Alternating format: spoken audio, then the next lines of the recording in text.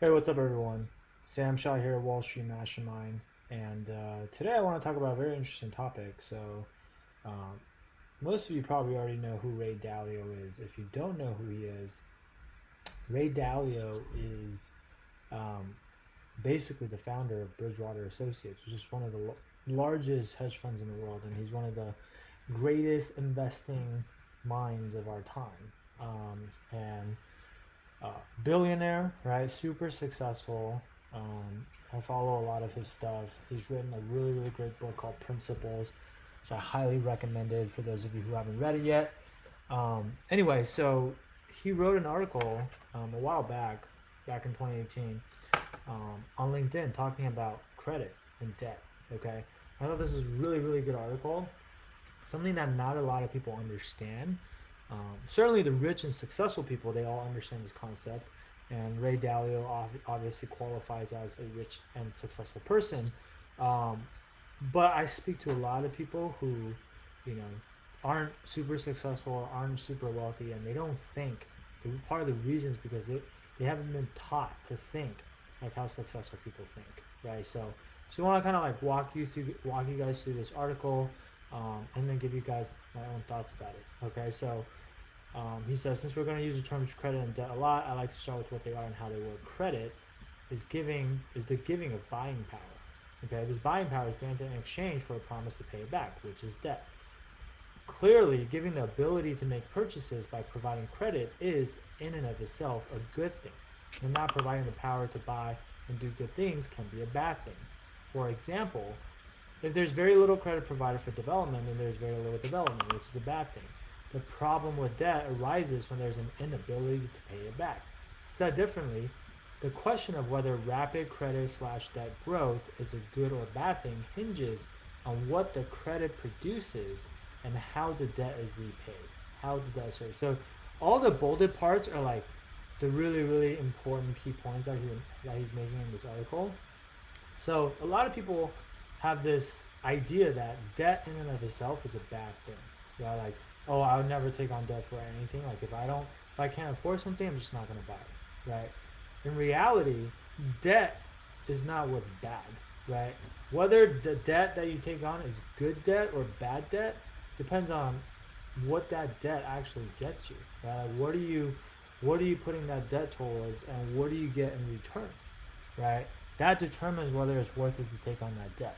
Also, of course, you have to make sure that you're actually going to be able to pay the debt back, right? So it would be irresponsible if you took on a ton of debt that you know you never be able to pay back, because then you're going to go bankrupt and your credit score is going to suck, and that's going to prevent you from doing a lot of things that you need to do in life, right? So almost by definition, financially responsible people don't like having much debt. So I'm sure a lot of you guys can relate to this, right?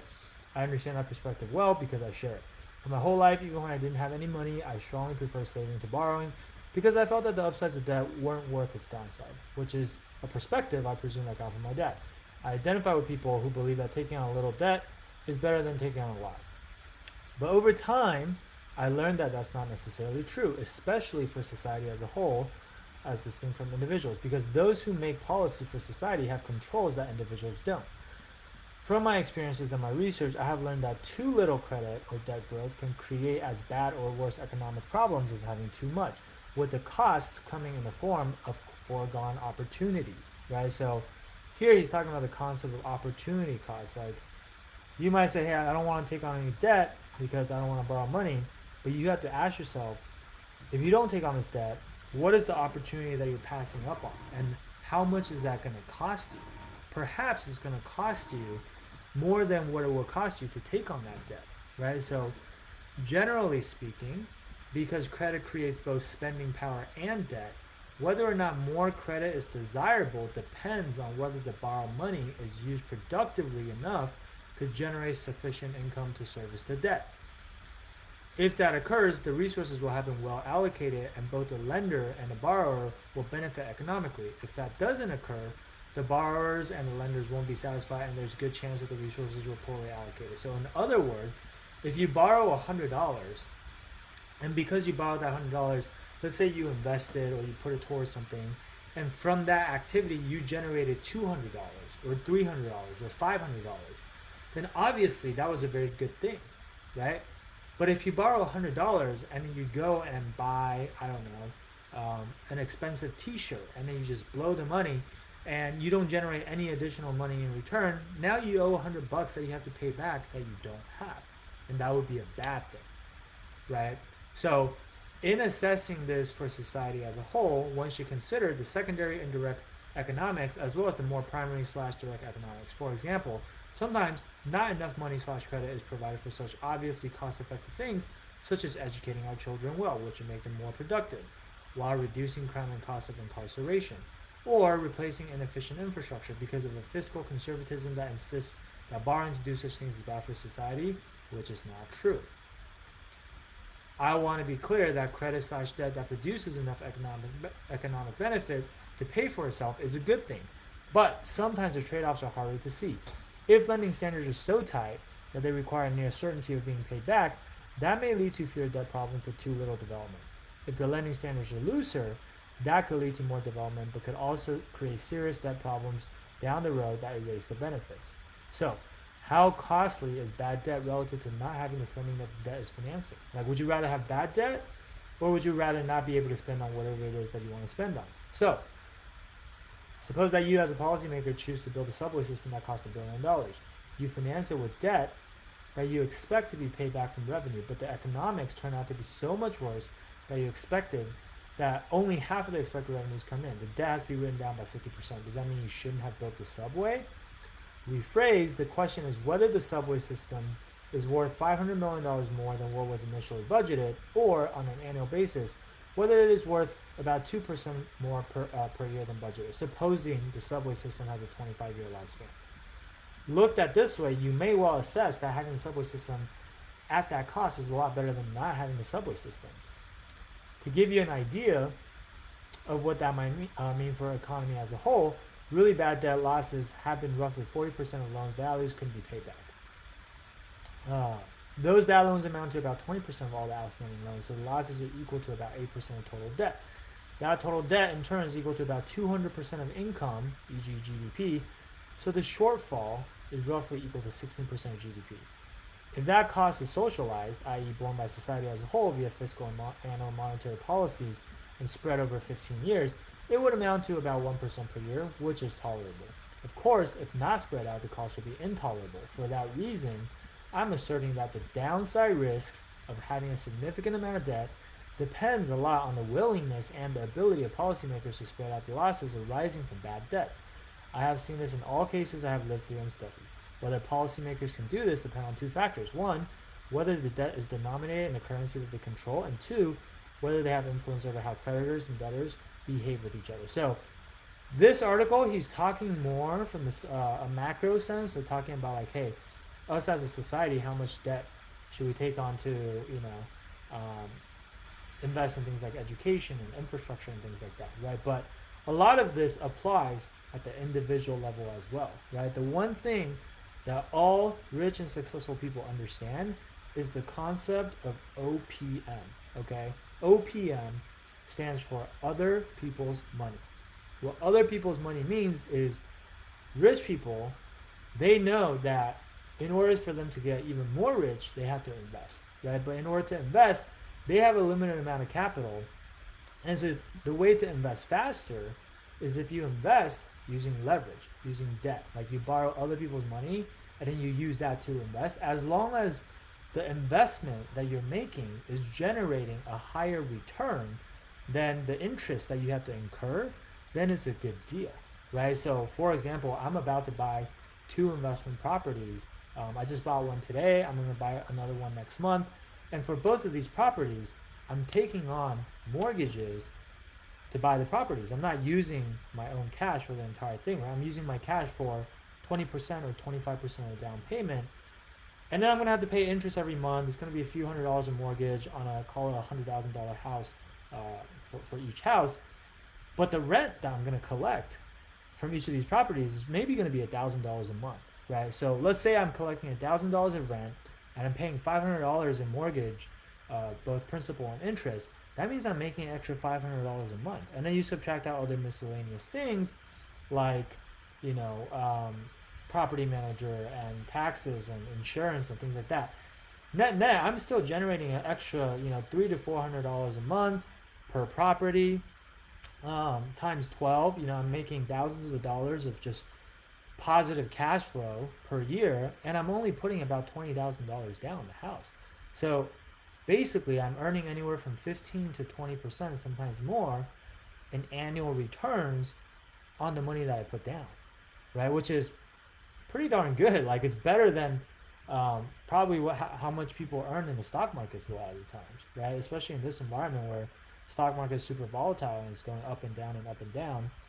You could easily lose your money, right? So that's one example. Like buying real estate, obviously you use a lot of debt for that. Is that bad debt? No, of course not, because the real estate is going to make you more money, right? And I wouldn't be able to buy that real estate if I didn't take on the debt. So that's one example. Another example of good debt is, like, a lot of you guys probably have this.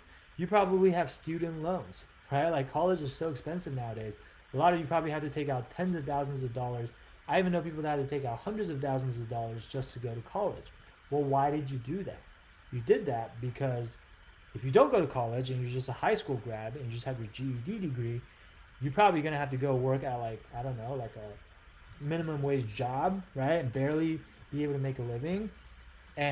But you're like, well, what if I don't have money to go to college? I can't afford to go to college.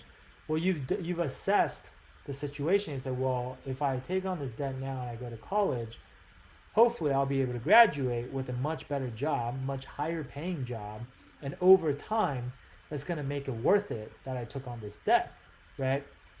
That's the idea behind student loans, which is another form of investment debt. So you realize the recurring theme here is that all good debt is basically investment debt, where you're borrowing the money to invest in something else that's going to generate an even higher return for you, right? The bad debt is like consumer debt, right? Like you borrow money to, like, buy stuff that you don't need, like frivolous things, or pay for things that you can't afford in the first place. And then, like, once you buy it, you spend it, the money's gone, and you don't get anything back, right? That would be a bad debt, right? And so we talked about student loans.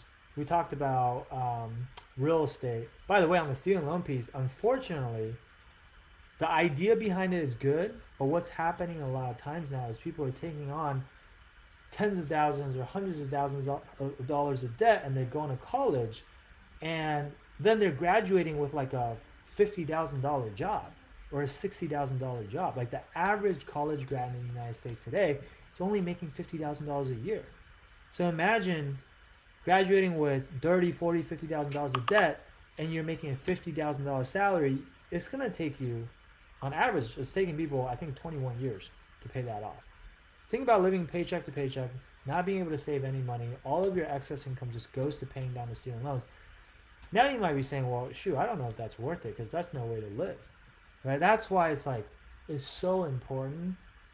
I mean, it's good to go to college. I'm not saying it's not, but only if you're going to graduate with a really good job that's going to make that huge investment you made in college worth it. Like if you want to become a doctor, you want to become a lawyer, you want to become an investment banker, those jobs require you to have a college degree, right? But if you're otherwise, like if you're going to college and you're paying all this money and you're just graduating with a mediocre job that even a high school grad could have done, it's kind of pointless, right? So that's the second example, is student loans. Last but not least, I'll give you one last example, since my thing is all about investment banking, right?